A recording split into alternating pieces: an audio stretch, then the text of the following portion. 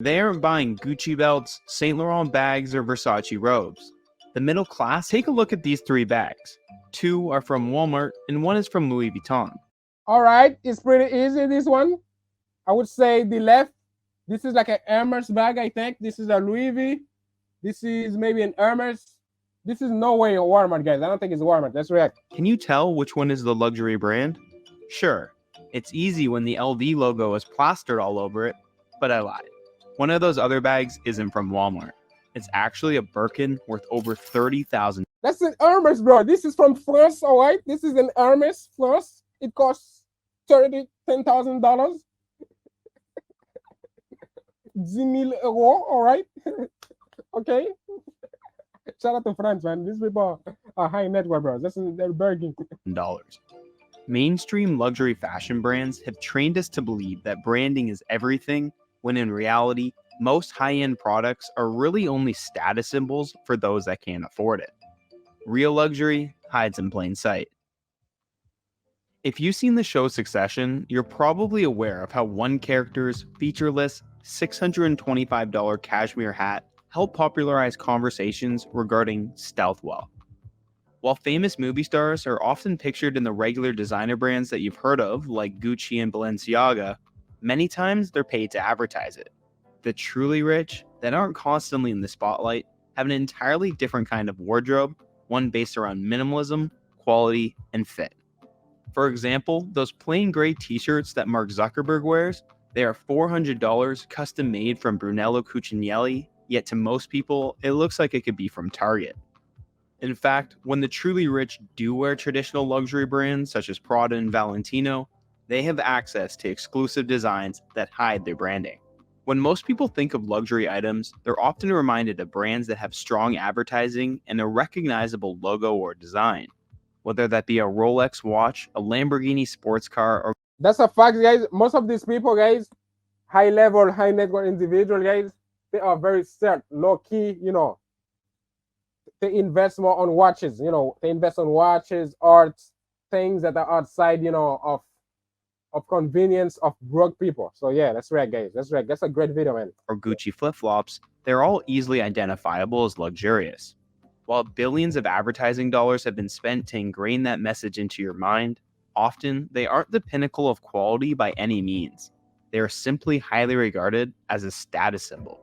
Like many other animals on Earth, we place value on status symbols as they can project value upon ourselves.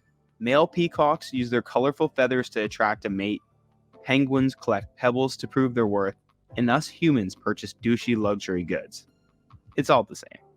Status symbols merely attempt to prove... So this is like perceived value, guys. Branding, like you look at my Louis V bags, 10,000, 5,000. This is perceived value. It's status symbol, trying to impress people over. And yeah, but shout out to those people, guys. Prove that their owner is valuable. The reason we don't see the ultra rich like Jeff Bezos dripped out in Gucci is because we all know he's rich. He doesn't need to prove it. However, when you see your neighbor or coworker wearing a new designer outfit, you immediately begin to wonder about how they were able to afford it. Turns out, a lot of the time, they can't. What do you wear? Huh? Why do you dress like that? Like that. What's you wearing? You look poor. In places with great income inequality, those people with lower incomes live under significant social stress. Their lower position in the social hierarchy is more obvious and more consequential. In response, some people purchase the kinds of goods that create the impression that they have money to spare, even when they don't. Researchers examined Google search trends across the US and found that people in states with relatively high income inequality were more likely to search for luxury brands than those in other states. You can the way they afford it is that by scheme, taking money over people, credit card fraud. And yeah, those people, man, I'm not a very fashion guy, but sometimes you have to manage your brand, guys, because brand is very important, guys. But I would say this, I would rather invest on luxury cars than buying like clothes, guys, because whatever clothes, I can do like my own brand, my own merch. And yeah, let's go. Actually map this correlation, and you can see searches for luxurious brands like Ralph Lauren or items like fur vests have the same breakdown as did the map of income inequality.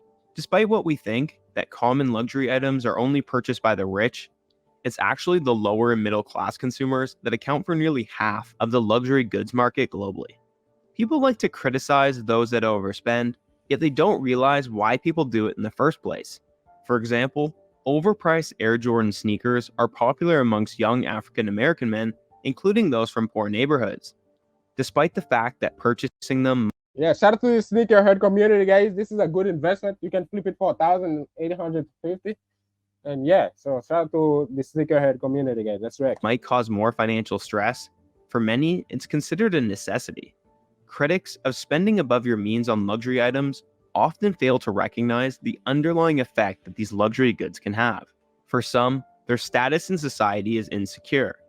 Many people who are low income can't afford to appear like they are low income. It's hard to attract a romantic partner if you look like a broke loser, and good luck getting a good job if you show up at an interview looking like someone who's never had a good job before. The most obvious proof that these luxury items act as a necessary status symbol for the middle class is the sheer number of counterfeits that exist. From New York's Canal Street to China's AliExpress, you'll find no shortage of logo-riddled items. Their quality is usually subpar at best, yet its demand continues to grow. The more extreme income inequality becomes, the more pressure people feel to create the impression that they are succeeding. When the COVID pandemic shut down nearly everything, yeah, guys, the clothes industry lost a lot of billions of dollars, guys, when the thing happened. It caused many middle-class folks to lose their jobs and place significant financial strain on the entire world. You'd think luxury spending would crash during a time of global financial uncertainty, yet the exact opposite happened. Moet Hennessy Louis Vuitton, LVMH for short, is the French conglomerate that owns many brands such as Tiffany and Dior. Oddly enough, the last few years Tiffany Go. Shout out to Tiffany Go. Let's go. Has been an incredible growth period for LVMH. Its market cap at one point crossed over $500 billion, and Bernard Arnault, CEO of LVMH, One of the smartest guys on fashion, guys. The Morgan. Shout out to the Morgan. Let's go. became the richest person alive with a net worth over $200 billion. There's not a singular reason why this happened, but experts point to a few key findings that help tell the story. For one, studies continue to prove that income inequality causes both the rich to consume more luxury goods as they can afford to, but also that poor individuals similarly consume more as a means to present themselves as successful. Governments across the world also gave out stimulus checks during this period, and many people used it to buy luxury items. Perhaps it's because they didn't know what else to use it for, but studies show it's indicative of a cultural shift regarding how we view luxury. A study from Bain found that Gen Z consumers are starting to buy luxury items some 3 to 5 years earlier than millennials, at 15 years old versus around 18 to 20. Gone are the days where luxury items were exclusively for the rich. Now, it's merely a savings goal for younger generations to eventually purchase these items. Buy now, pay later platforms like Afterpay. Man, it's pretty crazy, guys. I mean, this is the thing they're pushing, like consumerism, like consume, buy, and pay later. Like, I would say the men demographic, women are the main consumer, guys. Because guys, we think about it, man. That Jordan, bro, I don't need it right now, bro. We think about it. Women like, let me buy it. I need that color. Women are pretty emotional. They buy that Louis V. They call this sugar daddy. Cost 10. All right, let's do it. Like women are the main consumer. And luxury resale sites like The RealReal offer even more ways for those financially insecure to partake in this illusion. People have babies with no money all the time. And if you're so worried about it, why don't you stop buying designer clothes, huh? I buy everything on eBay. It doesn't count when you're wearing Marc Jacobs from Minneapolis. As younger generations increase their consumption of luxury goods, these products lose their value as a means to signal wealth. Even in The Simpsons, what was supposed to be a cartoon about a lower middle-class family has now done a collaboration with Balenciaga. It's clear that mainstream luxury fashion brands have begun shifting away from targeting the rich and instead towards advertising to the middle class. To rationalize their expensive price relative to quality, these luxury brands are careful to thread the needle between growth and scarcity. So most of these people, they follow the Kardashian, I mean, Kim, she is like the main brand ambassador of Balenciaga. You see, high fashion luxury. Like, so this is the thing, guys. They're pushing agenda on kids. You need to wear that clothes. If you don't wear that clothes, you don't have value. And status, you're inferior. You're not worth it. This and that. They're pushing agenda on kids, guys. So let's react.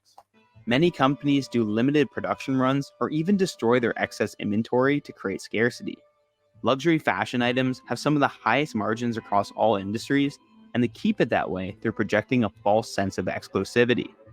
The idea that luxury has been diluted by the middle class has resurfaced many discussions regarding two so-called factions of wealth: old money and new money.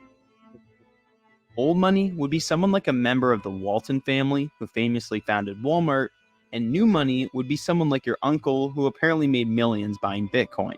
Being old money suggests a kind of generational familiarity to wealth that doesn't require someone to show it off, compared to new money, which suggests someone didn't grow up rich and has a need or desire to project their newfound wealth. This tension between old money and new money has existed forever, perhaps most famously explored in F. Scott Fitzgerald's The Great Gatsby.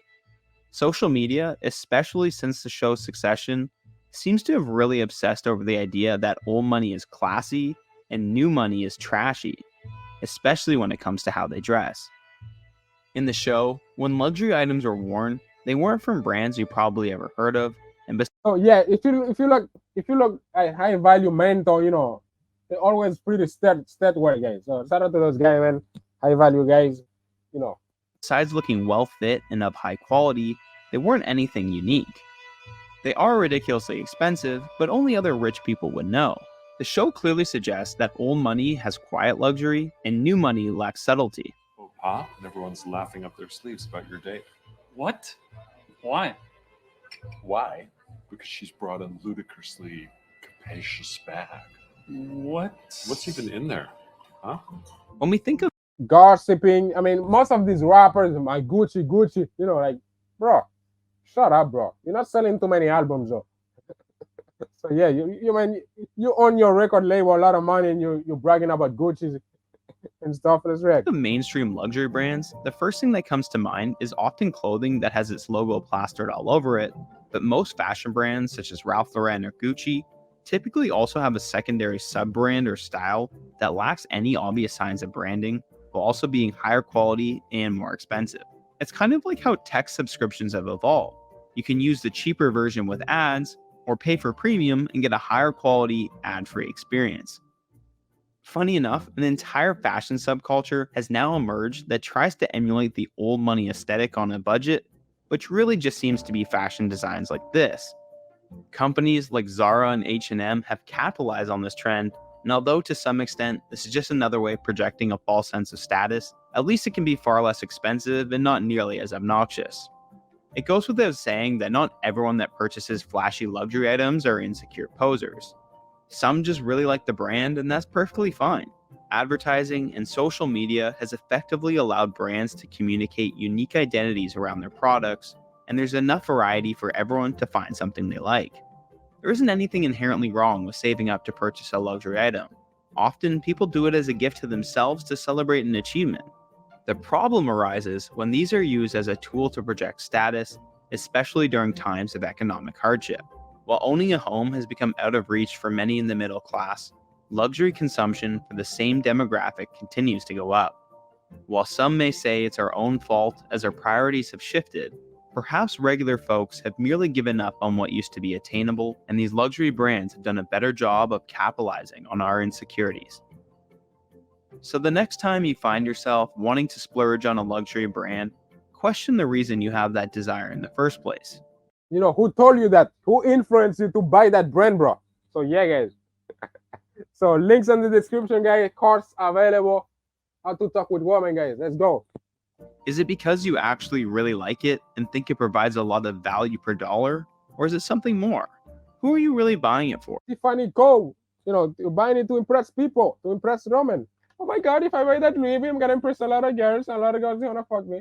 Bro, what you're gonna do is that you're gonna attract a lot of gold diggers, guys, with that Louis V. So yeah, guys, stop wearing that Gucci, bro. Yourself, or so that others can see you owning it. Great video, great video. Links in the description, guys. All right. I know you're gonna tell me you still in videos. All right, you still in videos, guys. Stop it, guys.